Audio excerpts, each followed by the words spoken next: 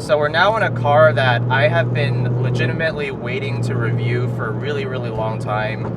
This is Andrew here. This is his Porsche 996 Carrera 2. So this is a 2000 model? Yeah, it's a 2000 Carrera C2. Okay, so it's got the 3.4 liter, right? Yeah. Some of you guys probably have been watching some of my recent videos on why I almost sold my S2000. You guys will probably know that the reason I almost sold that is because of this car. I almost bought a 996 Carrera 2. And in fact, in the past month, I've test driven 3 of them, all bone stock.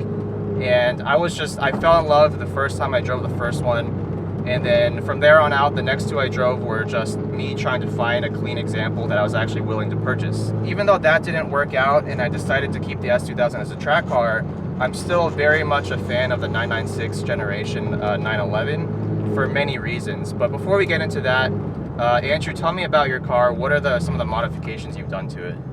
So for the suspension is GT3 coilovers. Oh, stiff. And Redline dog bones and GT3 control arms, front and rear, as well as the sway bars. So is the idea for this car basically to make it as close to a 996 GT3 as possible? Yeah, I wanted to, get the feeling of a GT3 without the engine. Are there any engine mods at all, or is it just like basic like intake, headers, exhaust? Intake, it's a resonator delete, and for the exhaust is actually a GT3 center exit exhaust. Oh, gotcha. It's all customized. No wonder it's so damn loud.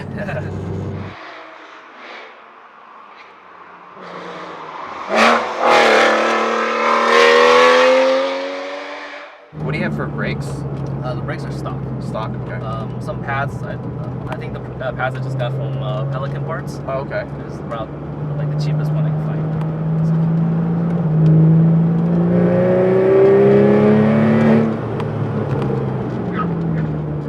Oh, okay. So the brakes, I can definitely tell when I get to like threshold, it is a little bit squirrely.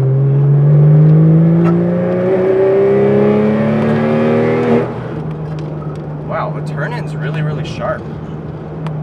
I think that's mainly due to the spherical bearings in the control arm. Okay.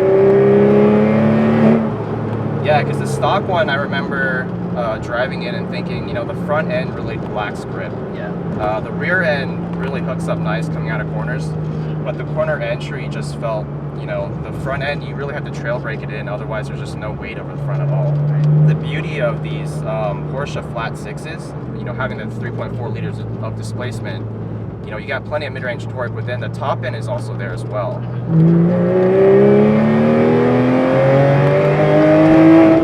There it is. That sounds awesome.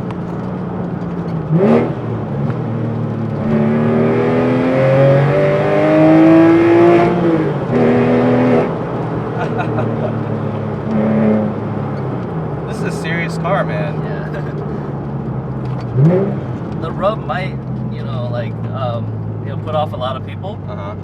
And it does for me as well. But it's so hard to find a fender roller that actually fits a Porsche hub. Okay. So you actually have to modify a normal one that you get from like a Harbor Freight. Oh, okay. You have to cut off the grooves so you can actually fit it over the hub. Since you built this car basically as a track car, do you track it, or is it more of like a canyon carver for you? It's more of a canyon carver. I realized this car was just, like the budget-wise to upkeep this track car. It's a little bit too high. So for now, it's just a canyon car for me. Gotcha. I mean, one of the reasons I wanted a 996 is because I wanted to experience a Porsche on the track. Because I've heard such great things about it. I did the math compared to what it would have cost me to like keep tracking my S2000, and it just didn't make sense. I mean, that's ultimately why I kept the S2000. Because the 996 in stock form, I mean, since I test drove 3, I was pretty familiar with it at that point. Even on the street, like a right-hander, taking it at the same speed I would try to in an S2000, the front end just washes out real quick. Yeah. And when I try to get back on the power early, it pushes a little even more. That aspect of it made me think maybe I should just stick to the S2000 because it's, in my opinion, better balanced as a track car out of the box. In order to modify a Porsche like you've done this one, I mean, I can only imagine the parts costs and everything would just be so much higher than anything that Honda offers, right? Right. Like the wheels, I did have turn-in issues before. It's 18 by 12 in the rear, and then 18 by 9.5 on the front. Wow, that's wide in the front. Yeah, so that helped with the front end grip a lot. Okay. What kind of tires are you running on this? Michelin Pilot Super Sports. Oh, right, great tire. So about 300 horsepower, 3,000 pounds. It's a pretty good balance. But I think whatever you've done to this car definitely feels a little quicker than 300 horsepower.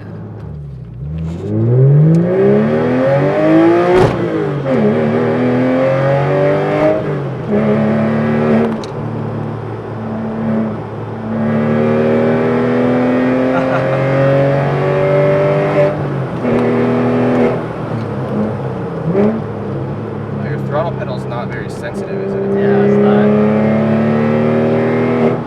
So what made you pick the 996 over, let's say, a 997 or even like a Cayman or Boxster? You know, honestly, this car just came about for me. My friend just sent me a Craigslist ad. He's like, you might want to get this car. It has a lot of parts, and we can just probably get it and then part it out. And, right. Keep the parts that I want and build it into something that that I really like. So I've always liked Porsches. A 997, obviously, it's out of my price range. Yeah. Okay. And I do like the weird quirkiness of this. 996. Like long overhang, long rear overhang is what. Well, it just looks so different. I think it's a great looking car. I mean, a lot of people give it a lot of shit for like having the egg yolk headlamps and whatever. Yeah. But it's really grown on me a lot. I mean, yes, it does share a front end with the Boxster, but I mean, who really cares? I mean, I think it looks good, and I think out of probably all of the 911s, I mean, this is all purely subjective, but out of all the 911s, I think the side profile of this looks the best. Yeah. Like, it's really sleek, it's the right size, and like you were saying, like the long overhangs. It's just a really aesthetically pleasing car. So what happened was I went and saw the 996 in person, and I drove my S2000 that day, and I offered him the trade. Oh, really? And he ended up just taking my offer. That's what happened? So you traded an S2000 for this? Yeah. But given this car was really shitty when I had when I had seen it, so I had to put in a lot of work. Okay, fair enough. Yeah. But you had an ASM themed S2000, didn't you? Yeah, I did. Wow.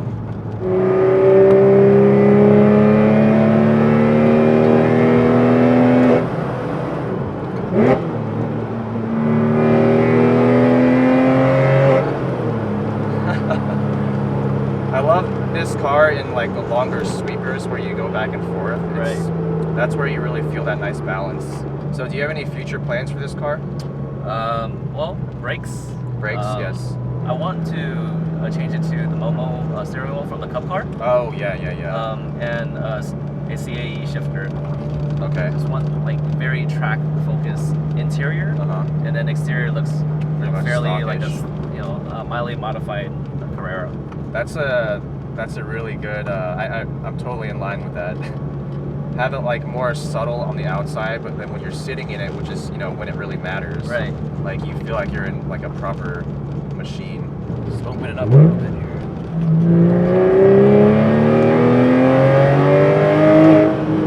That never gets old, man.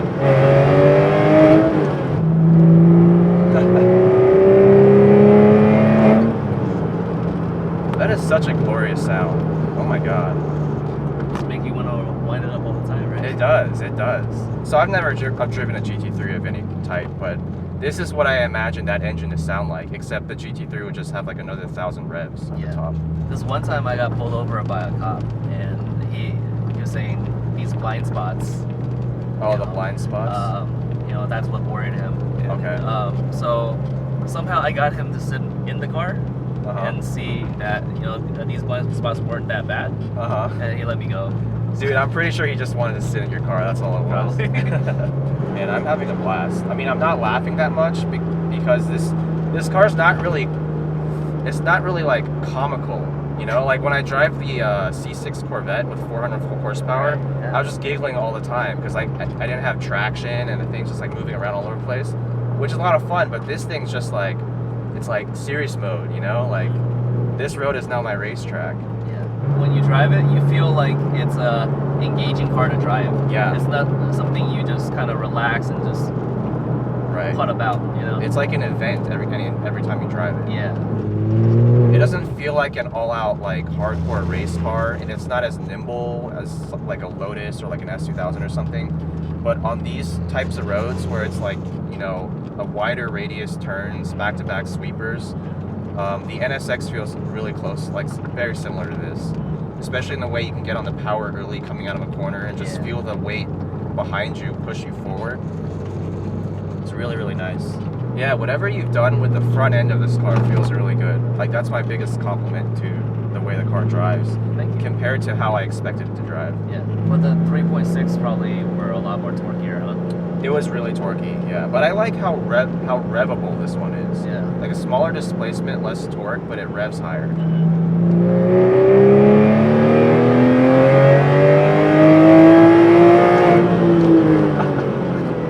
What a great sound.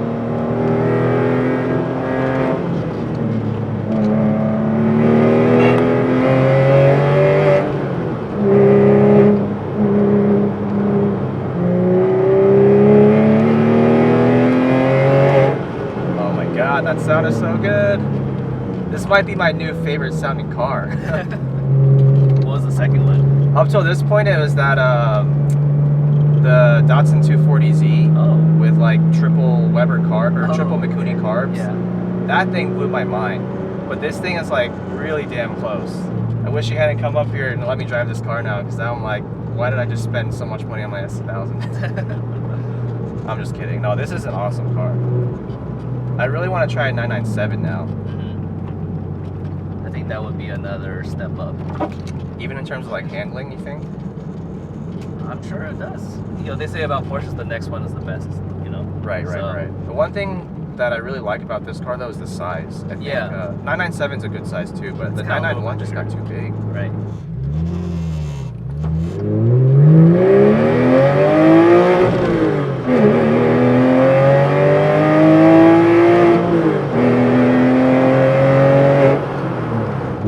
I told you I saw a 911R, right? Oh, no.